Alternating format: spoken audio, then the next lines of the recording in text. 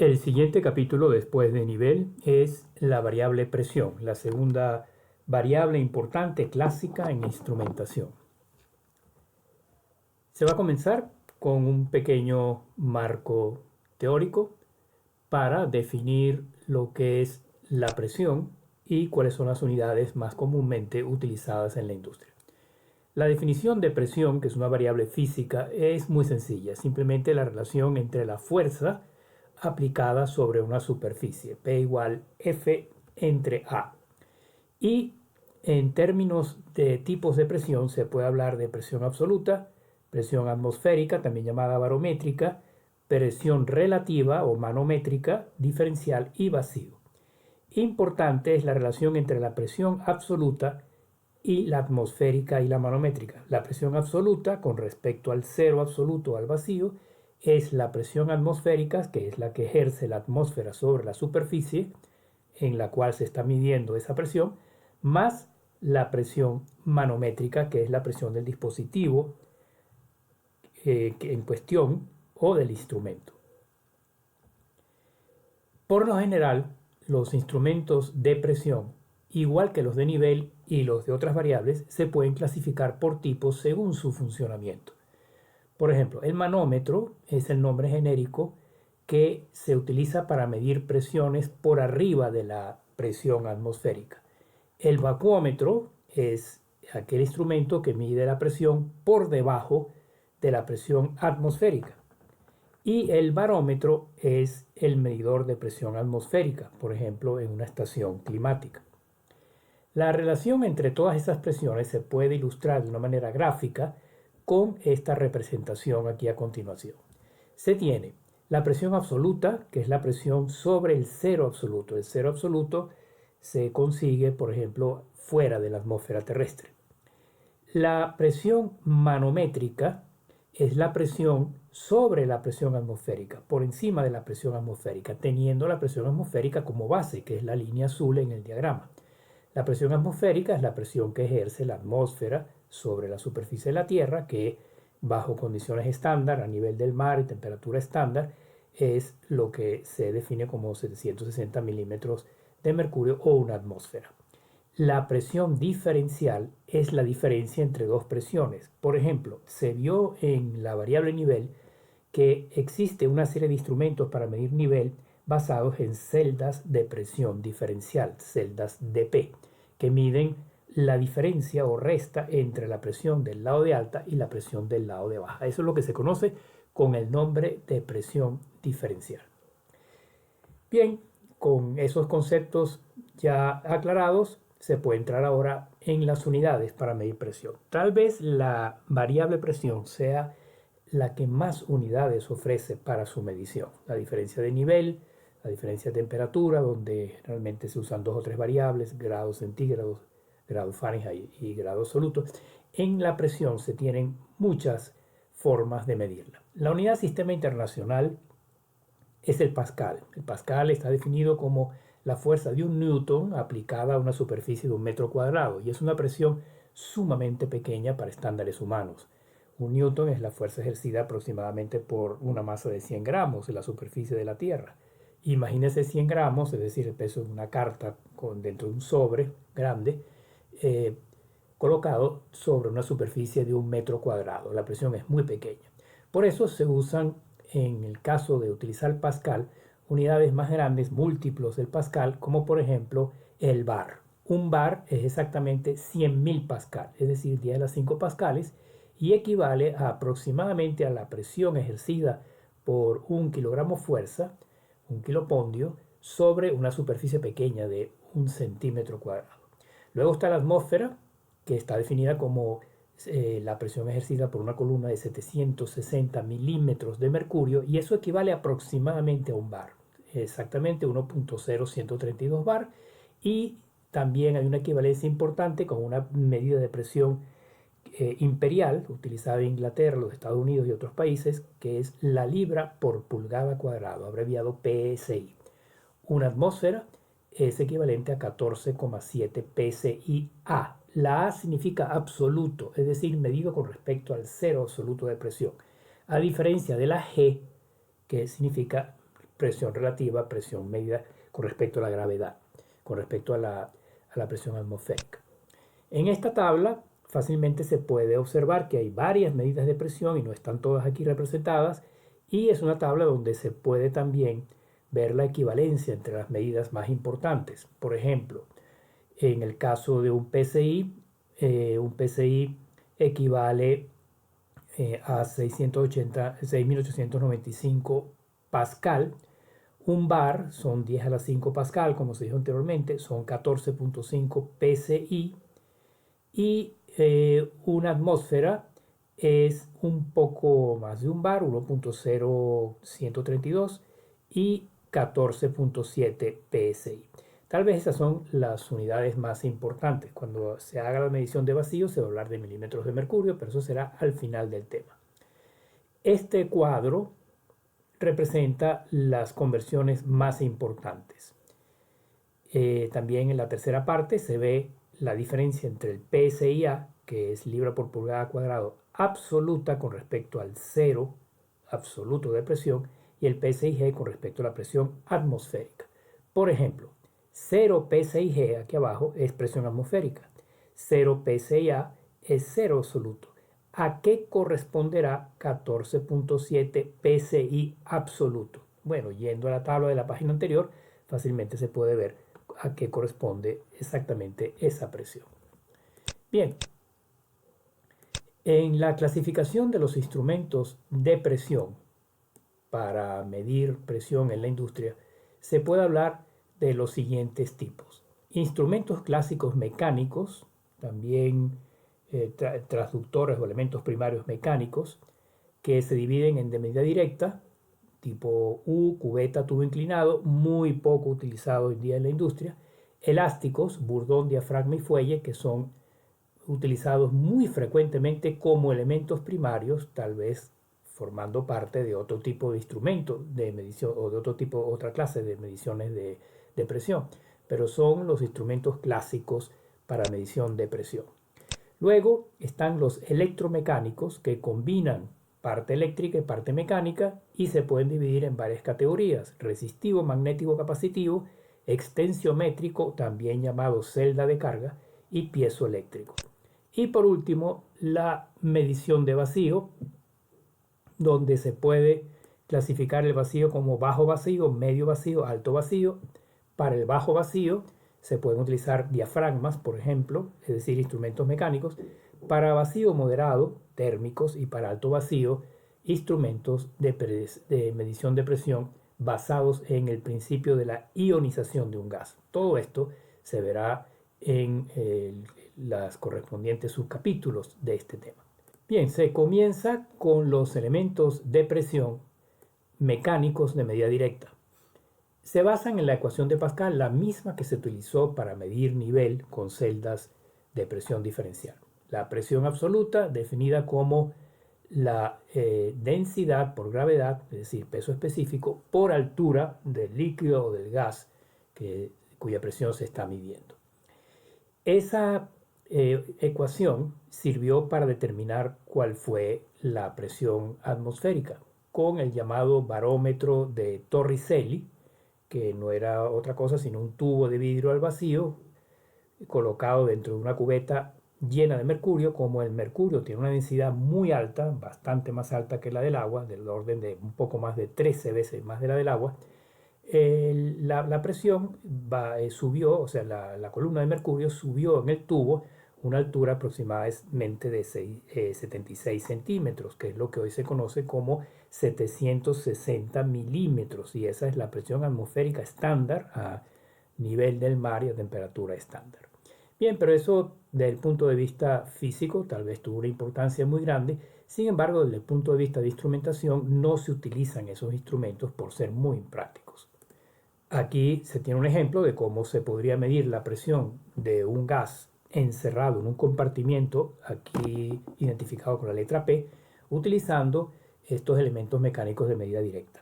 Se tiene un tubo en U lleno de un líquido, por ejemplo mercurio, y la presión ejercida sobre el brazo derecho hace que la columna de mercurio baje en ese brazo, suba correspondientemente en el brazo izquierdo, y se genera una diferencia de alturas.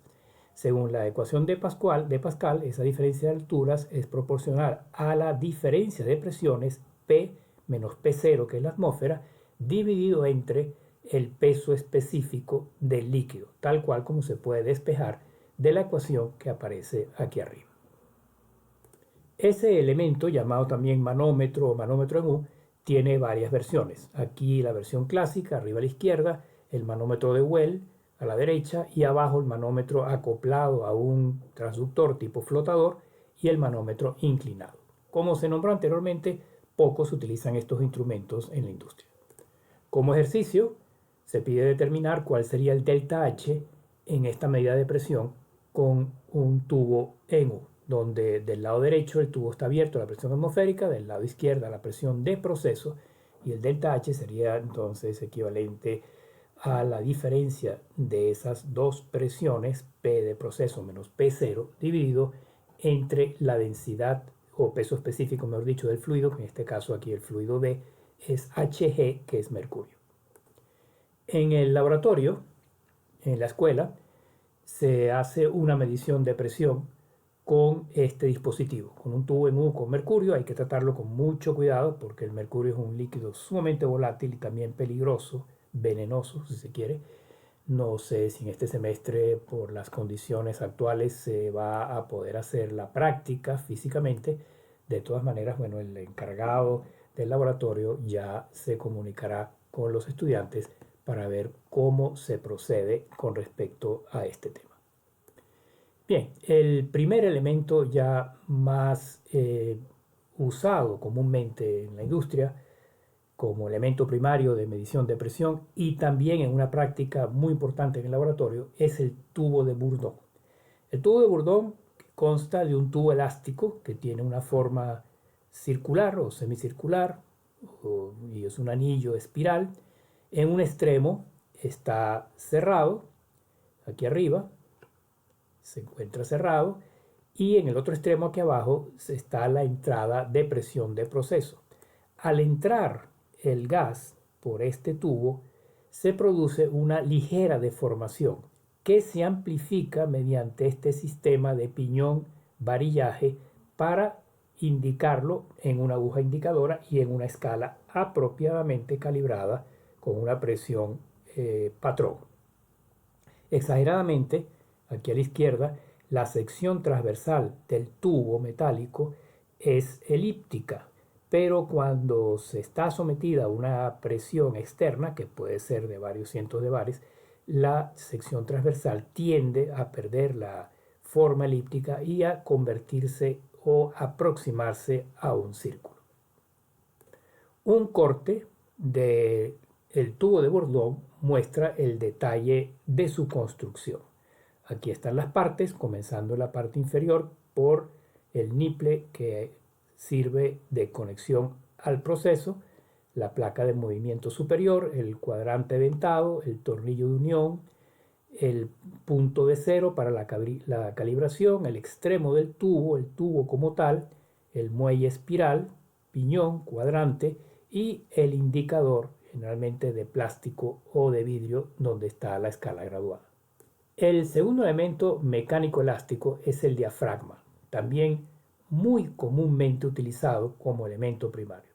El diafragma no es otra cosa sino una o varias cápsulas o membranas, pueden ser circulares, que están soldadas entre ellas y se colocan dentro de una cápsula que tiene dos compartimientos. El compartimento superior, donde entra la presión externa que se quiere medir, y el compartimiento inferior, donde está la presión de referencia. La presión de referencia podría ser, por ejemplo, la presión atmosférica. ¿Qué ocurre cuando hay una diferencia de presiones? Por ejemplo, cuando la presión externa es mayor que la presión de referencia. Como el diafragma es flexible, se va a pandear hacia abajo, teniendo aproximadamente esta forma que indica aquí a la derecha, con una deflexión máxima identificada aquí como W, que es el máximo recorrido de deformación. Se puede asociar al diafragma uno de los elementos clásicos que se consideraron en el tema de definiciones y conceptos, por ejemplo, en este caso un LVDT, un elemento magnético que cuando el diafragma se deflecta, así sea unos cuantos milímetros, es lo suficientemente sensible para producir una señal eléctrica proporcional a la distancia, aquí en el punto medio, máxima de deflexión del diafragma. Llevando estas condiciones a una ecuación, se puede, por ejemplo, determinar que el W máximo, es decir, la deflexión máxima aquí en este punto, se da por esta ecuación, donde cada uno de estos parámetros está identificado por P, la diferencia de presiones, A es el radio del diafragma sin deformar, R es el radio del sector deformado y D es el coeficiente de rigidez de la deformación de la lámina. Va a depender de cuántas láminas hay soldadas, cuál es el grueso de la lámina y el material con el cual está construido. Esta es una ecuación de trabajo, no es necesario ni mucho menos aprenderla de memoria, pero para que se tenga una idea que la relación no es precisamente lineal. Y aquí se ve un esquema ya de la conexión mecánica del tubo de Bourdon a un dispositivo exterior, que es un diafragma, el cual está conectado directamente a la presión de proceso y transmite esa presión al Bourdon, el cual a su vez la indica en la escala correspondiente. Y aquí otro ejemplo con un transductor tipo LVTD. Se tiene en la parte inferior la conexión al proceso, donde entra el aire o el gas a presión. Aquí se tiene la armadura con un resorte, un fuelle para darle la consistencia y la calibración. Y aquí en el lado izquierdo hay un transformador. Cuando la lámina o la armadura está exactamente en la posición media de la parte inferior con respecto a la parte superior del transformador, el voltaje total, que es la suma algebraica de los dos voltajes inducidos en los dos arrollados, es cero. Pero cuando hay aquí una presión o una presión negativa o un vacío, la armadura se va a mover hacia arriba o hacia abajo y eso va a generar un desequilibrio en los voltajes generados por la bobina superior y las bobinas inferiores. Esa diferencia de voltaje va a ser proporcional al movimiento vertical hacia arriba o hacia abajo de la armadura, que a su vez se puede relacionar con la presión de proceso que entra aquí en la conexión inferior. Bien, el tercer elemento mecánico elástico, después del Bourdon y el diafragma, es el fuelle, también usado con mucha frecuencia como elemento primario de presión en los instrumentos de medición de presión industrial. Las partes del fuelle son las siguientes. Primero, la presión de entrada en la parte superior, luego aquí abajo una protección de subrango o sobrerango, presión muy pequeña, presión muy baja, y aquí en el eje principal un pivote y un indicador con una escala. El fuelle es una estructura metálica, flexible. Interiormente se puede dotar de un resorte para poder calibrar o extender el rango de medida. Es muy sensible, se puede utilizar para presiones bajas, desde el orden, como aparece aquí arriba, de media libra por pulgada cuadrada, y el material es bastante resistente para resistir millones de ciclos de flexión, siempre y cuando dentro de los límites normales de presión que especifica el fabricante, sin peligro de deformación. Y aquí se observa el fuelle con una interfaz mecánica. Esta es la entrada de presión aquí abajo, el encapsulado. Aquí está el fuelle como tal, una varilla asociada a un sector y con un piñón, una espiral, la aguja indicadora con la correspondiente escala. Esto podría ser, por ejemplo, lo que hay dentro de un manómetro, de los que se pueden ver muy frecuentemente conectados a tuberías de gas en la industria. Bien, llegando ya al final de esta parte, la clasificación de los elementos mecánico-elásticos, se pueden resumir las características. Esta tabla, al igual que las otras tablas que se han visto en la variable nivel y las que se verán en un futuro, recuerden que siempre hay que tomarlas, digamos, no al pie de la letra, sino con mucha flexibilidad. Aquí se tienen los instrumentos de los cuales se ha hablado hasta el momento: barómetro, cubeta, el tubo en U inclinado, el Bourdon espiral helicoidal, diafragma y fuelle. Y se tienen los campos de medida normalizados, estándar, se ve por ejemplo que el tubo de Bourdon es el que soporta mayor presión del orden de varios miles de bar. La precisión en porcentaje de toda la escala es aproximadamente la misma en todos ellos, la temperatura máxima de servicio y la presión estática máxima.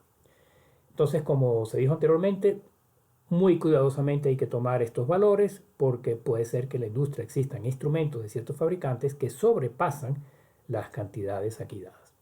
En el próximo punto, en el próximo audiovisual, se continúa con el tema de presión, pero ya se entran en los elementos de medida de presión electromecánicos que constan de una parte eléctrica y de un elemento primario mecánico que puede ser cualquiera de estos que se ha visto hasta ahora, por ejemplo el burdón, el fuelle o el diafragma.